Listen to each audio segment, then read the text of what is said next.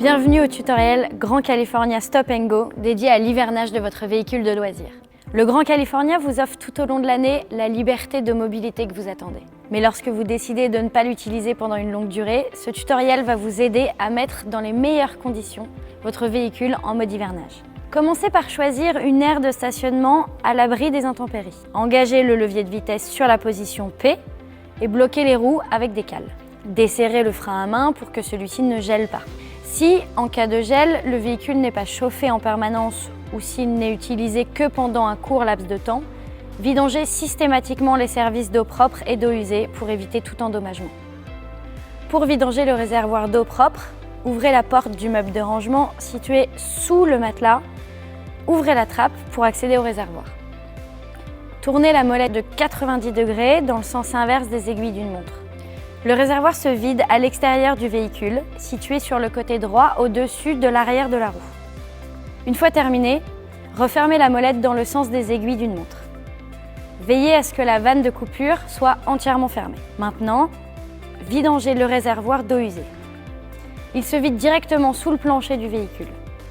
C'est pourquoi il convient de n'effectuer la vidange que lorsque le véhicule est en plein air. Une fois la vidange terminée, amenez le levier d'arrêt en position verticale pour refermer la vanne. Pour une utilisation normale, sachez que le réservoir d'eau usée peut contenir jusqu'à 90 litres et doit se vidanger à temps. Lorsque celui-ci sera plein, l'unité de commande centrale vous l'indiquera. N'hésitez pas à recommencer l'opération régulièrement afin de purger correctement le réservoir d'eau usée et afin d'éliminer tout résidu pouvant être déposé dans le réservoir des eaux usées. Enfin, pour assurer une totale mise en veille des circuits d'eau de votre Grand California, vous devez vidanger également le système des conduits de chauffage. Ouvrez la porte sur le côté de l'armature de la banquette. Coupez le courant de la pompe à eau située dans l'armoire technique à gauche du disjoncteur différentiel, sous le lit. Ouvrez les robinets d'eau chaude du bloc cuisine et de la salle d'eau.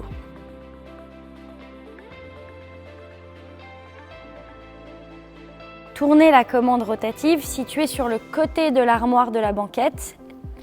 L'eau s'écoule maintenant sous le véhicule. Tournez la commande rotative dans sa position initiale. La commande rotative doit être parallèle à la conduite d'eau et sans cliqueter.